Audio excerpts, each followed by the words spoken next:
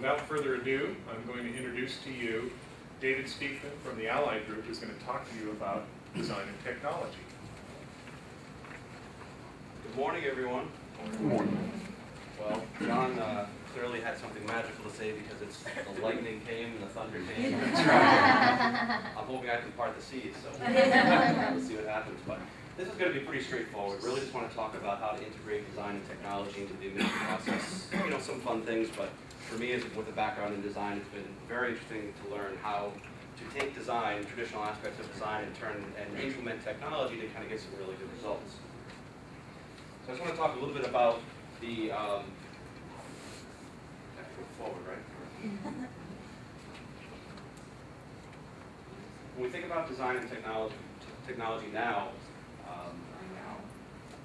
the design process itself has changed a bit over time. So where do we go right now when we want to learn about something? If we want to define design, I'm fairly young, everybody in here is fairly young, you probably go to, you jump online, where do you go? Google? Any others?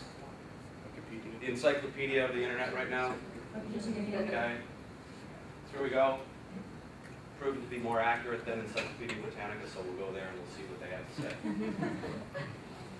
So these, this is probably the antithesis of what you'd expect someone in design to do, to throw a bunch of words up on a screen. But we're talking about the creative process, design as far as conveying a specific message. We're talking about visual communication, and interestingly, technology. So this is how Wikipedia defines graphic design, right up at the top. So they're actually including technology in the process nowadays because it's become a very integral part. You can design a lot of great pieces, but if those pieces don't include some technology to get some better results, people really aren't just going to want to go down that road. So since the advent of the World Wide Web, which sounds kind of funny to even say, what has changed? So what does Wikipedia say now? Well, now we're really talking about end-user interactivity is a design consideration of the layout, and that designers work to enhance their interactive experience, the interactive experience of the user. So for me, what it has been, it really means is that in the past, what I did is I spent all my time trying to make things look beautiful, look great, win awards, all the fun stuff that you think about with design. But that really doesn't come into play so much anymore. What I'm really trying to do is certainly design something great, but make sure that I'm considering the user when I'm putting something together. What's easy for them to use, what they might respond to, what's current, what are the trends, what's hot, what's going on, how do we engage people? So really the opportunity to engage people and consider the end user when we're actually working on a layout. So again, I'm going to be pretty quick. I'm going to show you a couple things that we've done, just to give you some examples.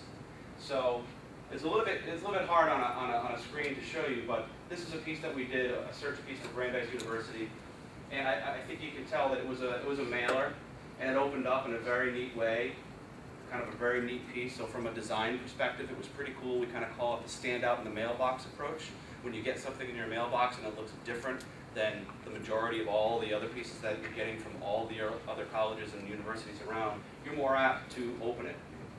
But what did we do a little bit different? So again, we tackled the design, but we incorporated some technology here. So what we did is we actually included on the inside of the piece a personalized component that actually spoke to that particular recipient and drove them to a personalized URL.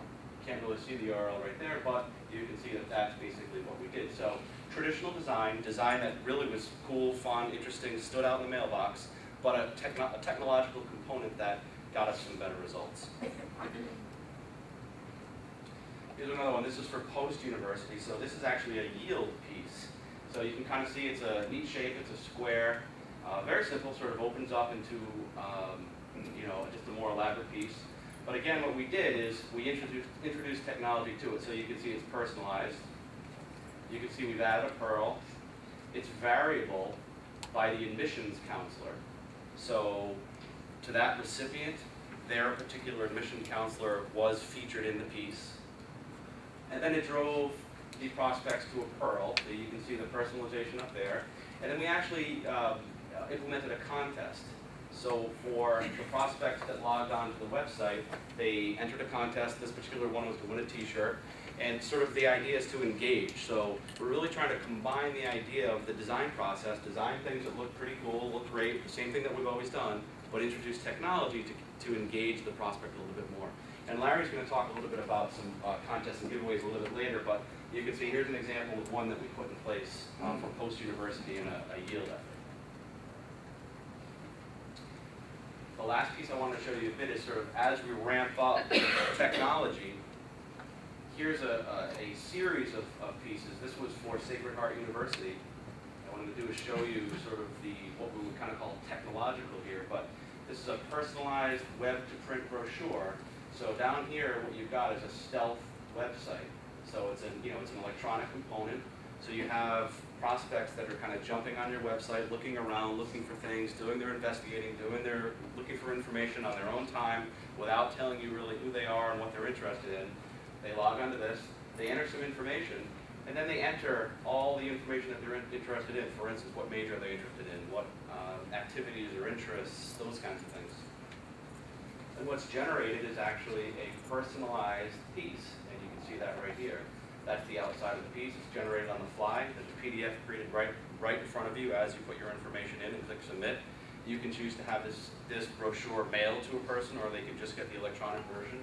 But you can see that the piece is populated by all the information that that particular prospect entered. In this particular case, exercise science. These are different versions. You can kind of see over here that this is all variable, all based on the amount of the type of information that that person entered into the website.